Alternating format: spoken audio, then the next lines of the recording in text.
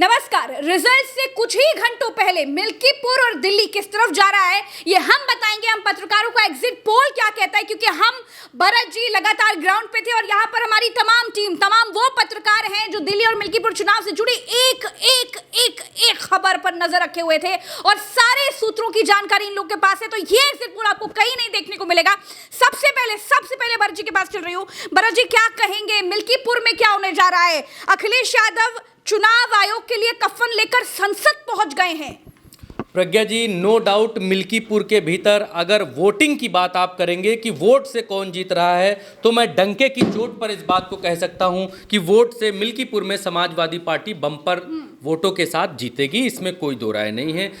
Samajwadi party का equation मैं पहले दिन से बताता आया हूँ। समाजवादी पार्टी का इक्वेशन, समाजवादी पार्टी का पीडीए, समाजवादी पार्टी की तरफ से अवधेश प्रसाद, समाजवादी पार्टी की तरफ से पवन पांडे और समाजवादी पार्टी की तरफ से जो मिल्कीपुर के भीतर इक्वेशन बना, कुंभकाम में जो भगदड़ हुई, उसके बाद जो नाराज़गी हुई, उसके बाद जो लोग मारे गए, मिल्कीपुर बेहद पास है और वहाँ पर जिस तरीके की इक्वेशन बनकर नजर आई, छोटी छोटी टिप्पणी जल्दी मिल्कीपुर पे, फिर दिल्ली से भी आपसे लूंगी जी, वहाँ पर जो चीज़ें नजर वो मुझे ये बताती हैं कि समाजवादी पार्टी की बम्पर जीत वहां पर हो सकती है। लेकिन उसमें एक दुविधा सबसे बड़ी, जो प्रशासन नाम का जो बीच में वर्ड आ जाता है, तो जिस दिन काउंटिंग होगी या जिस दिन वोटिंग हुई, उस दिन वोट जो डाला गया वो किधर गया, सबसे बड़ी दुविधा यहीं पर है। प्रज्ञा जी, बात पूरी कर लूं। अखिलेश यादव जो बार बार आरोप इस बात का लगा रहे हैं कि मिल्कीपुर के भीतर सजातीय लोगों को कमान दी गई और उनको टारगेट दिया गया कि अपना अपना टारगेट पूरा करना है।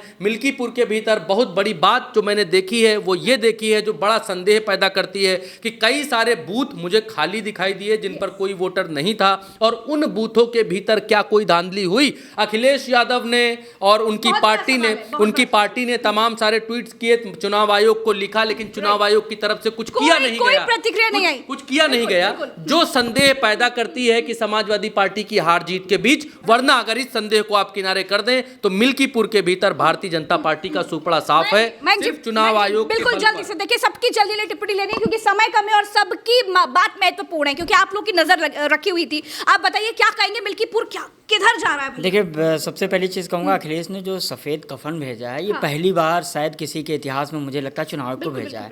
तो अखिलेश यादव ये पूरी तरीके से जानते हैं, अगर वहाँ पे प्रशासन की चली है तो अखिलेश यादव चुनाव हार रहे हैं। अगर समाजवादी पार्टी जो दावा कर रही है उसके अनुसार है, तब वहाँ पर सपा के लिए चुनाव हारने की स्थिति होगी। लेकिन अगर ये निष्पक्ष चुनाव हुआ है तो समाजवादी पार्टी के वहाँ पे जीत हो रही है। ओके, चंद्रकांत जी जल्दी से मिल्कीपुर पे बताइए क्या आकलन है? मिल्कीपुर पहली बार दो तरीके से समझना पड़ेगा कि पहला तो जातिगत वोटों में बिखराव हुआ है, जबरदस्त बिखराव हुआ। दूसरा, हमेशा कहा जाता है कि उपचुनाव सत्ता का चुनाव होता है, सत्ता का चुनाव है। और मिल्कीपुर में जिस तरीके से आपने देखा, अवधेश प्रसाद जो आरोप लगा रहे थे, जो अखिलेश यादव कह रहे थे शिकायतें दर्ज नहीं हो रही थी, आप ये कह सकती हैं कि पूरी तरीके से प्रशासन का चुनाव रहा है, दबाव में चुनाव हुआ। और आज से पहले मैं आखिर में आपसे इतना ही कहूंगा कि अखिलेश यादव को इतने गुस्से में मैंने कभी नहीं देखा था, तो ये गुस्सा है।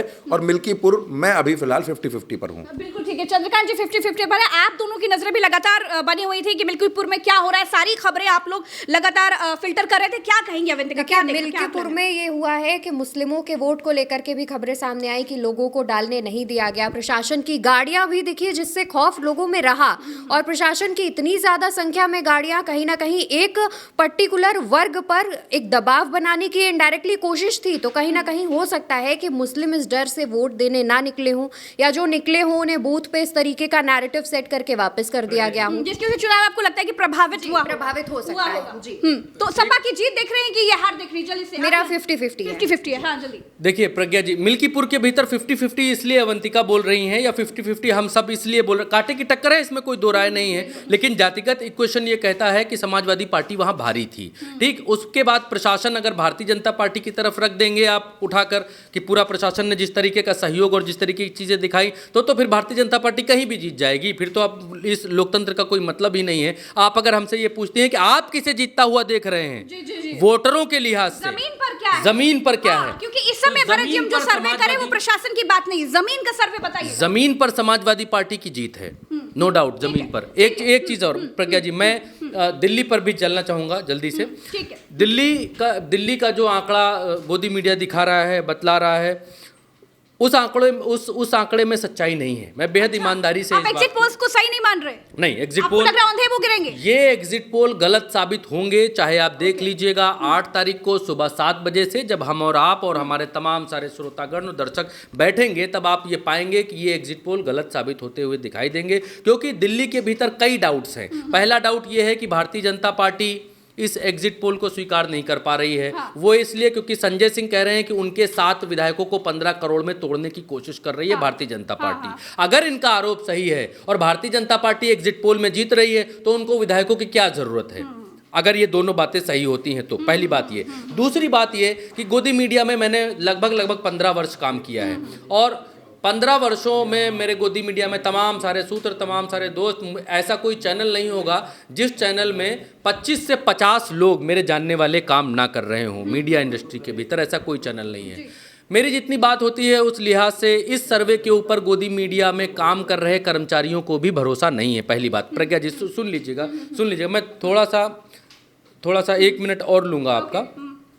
दूसरी बात यह है कि इस सर्वे के भीतर तमाम जो बड़े प्लेयर्स थे, आपने देखा था जो पिछली बार अब 400 पार करवा रहे थे, वो सब गायब हैं। नए नाम निकल कर आए हैं और वो नए नाम ये बात बता रहे हैं कि फलाने जीतेंगे, ढिमकाने जीतेंगे, लेकिन पुराने प्लेयर्स सारे गायब हैं, बड़े दिग्गज सारे गायब हैं, जो शक पैदा करते हैं इस सर्वे की सच्चाई की। ठीक बात है। देखिए भरत जी ने बहुत महत्वपूर्ण बात करी है चंद्रकांत जी की 2024 में जो बड़ी कंपनियां 400 पार दिखा रही थी बीजेपी को, अब गायब हो गई हैं। नई सर्वे कंपनियां सर्वे कर रही हैं। क्या कहेंगे? भरत जी कह रहे हैं इसके बहुत बड़े सवाल खड़े कर रही हैं। नहीं, ब्यूटी पार्लर चलाने वाली कंपनियां भी सर्वे कर रही हैं दिल्ली की इस सर्वे कंपनियों में। ये आरोप संजय सिंह ने लगाए हैं। क्या कहेंगे? Beauty parlour, spa parlour, massage parlour, तमाम आरोप है। लेकिन देखिए, मैं उन सर्वे पे नहीं जाऊंगा, मैं किसी आकलन पे नहीं जाऊंगा। मैं एक बात डंके की चोट पे कह रहा हूं, जितना मेरी समझ है, जितना मेरा आकलन है दिल्ली को लेकर के, दिल्ली में आम आदमी पार्टी सरकार बनाएगी।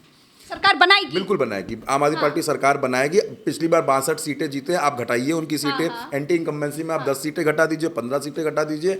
बहुमत का आंकड़ा हुआ 35 से 36 सीटों का है। मुझे लगता है आम आदमी पार्टी 40 से 42 सीटों के बीच रहे या 52 सीटों पर कहीं भी जाए, लेकिन आम आदमी पार्टी डंके की चोट पर सरकार बनाएगी। दोस्तों, ये एग्जिट पोल बेहद महत्वपूर्ण है क्योंकि ये एग्जिट पोल जो है वो जमीनी एग्जिट पोल है। जमीनी सर्वे के बाद किए गए एग्जिट पोल आपको देखने में सारी की सारी सच्चाई समझ में आ जाएगी कि असल में जमीन पर क्या हाल है। क्योंकि हम सभी, चाहे मिल्कीपुर का चुनाव हो, चाहे दिल्ली का चुनाव हो, एक छोटी से छोटी चीजों को हम सबने कवर किया है, कोई चीज छोड़ी नहीं है। इसलिए मयंक जी आप बताइए क्या कहेंगे, दिल्ली में क्या होने जा रहा है? बिल्कुल, देखिए दिल्ली में जैसे कि 15 सर्वे आए थे, जिसमें से देखा हमने 10 सर्वे ऐसे हैं जो बीजेपी को जिता रहे हैं, 5 ऐसे हैं जो, जिसमें से 3 ऐसे हैं जो कि आपको जिता रहे हैं, 2 ऐसे हैं जो 50-50। तो ऐसे में किस सर्वे पर भरोसा किया जाए? मयंक जी, सर्वे पे भरोसा नहीं हो सकता क्योंकि सर्वे कभी सही साबित नहीं हुए हैं। हर चुनाव में हरियाणा देख लीजिए कि माहौल बनाने की कोशिश की जा रही है इस तरह के सर्वे से माहौल बनाने की संजय सिंह क्या। लेकिन 2 चीज़ें हैं वहाँ पर। एंटी इनकम्बेंसी केजरीवाल की जैसे ये कह रहे हैं है 10 सीटें 15 सीटें कम हो सकती हैं।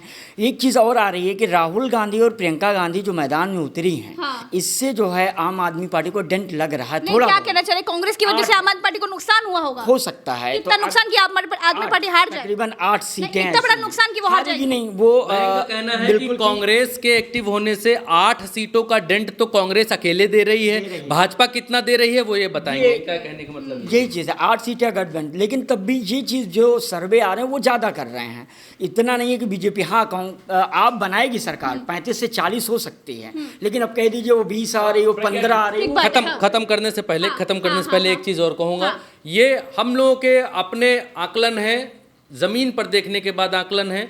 बाकी कफन तो अखिलेश यादव लेकर पहुंच ही चुके हैं, कफन के पीछे क्या है वो आपको मालूम है, और कफन के पीछे जो है वो किसके लिए काम करते हैं वो भी आपको मालूम है। मैम, मेरी एक और ये बात है कि जैसे कि अरविंद केजरीवाल के जो तमाम योजनाएं हैं, तो जाहिर तौर पर जब लोग वोट देने गए होंगे तो जो मिडिल क्लास है या जो मिडिल क्लास से लोअर क्लास लोग हैं, उन्होंने वो ज़रूर सोचा होगा कि जो फ्री की योजनाएं हैं उनको ध्यान में रखा होगा, क्योंकि उन्हें फ्री की योजनाएं चाहिए, उन्हें भी अपनी सेविंग्स चाहिए। तो इससे कहीं ना कहीं हो सकता है कि फायदा मिले। बिल्कुल, योजनाओं से प्रभाव पड़ता है। झारखंड बहुत बड़ा उदाहरण है। खैर, इस वक्त हम वोट रिजल्ट के कुछ ही घंटे पहले आपको अभी फिलहाल जमीन का क्या आकलन है वो बता रहे थे। अब भरत जी ने बिल्कुल ठीक बात की। वैसे अखिलेश यादव कफन लेकर के तो पहुंच ही गए हैं संसद में, एक बहुत बड़ा सवाल उठाई दिया है चुनाव आयोग पर, और आज देश के लोगों की सबसे बड़ा सवाल चुनाव आयोग की विश्वसनीयता पर खड़ा ही हो गया है। लेकिन फिलहाल जमीनी सर्वे क्या है वो हम पत्रकार आपको बता रहे थे। देखते रहिए अपना चैनल उल्टा चश्मा यूं से, ऐसे प्यार बनाए रखिए, खूब सब्सक्राइब करिए, दूसरों से करवाइए, ताकि आप हमारी ताकत बनेंगे तो हम मजबूत होंगे और बिना डरे, बिना रुके, बिना थके आप तक सच्ची खबरें पहुंचाते रहेंगे। नमस्कार।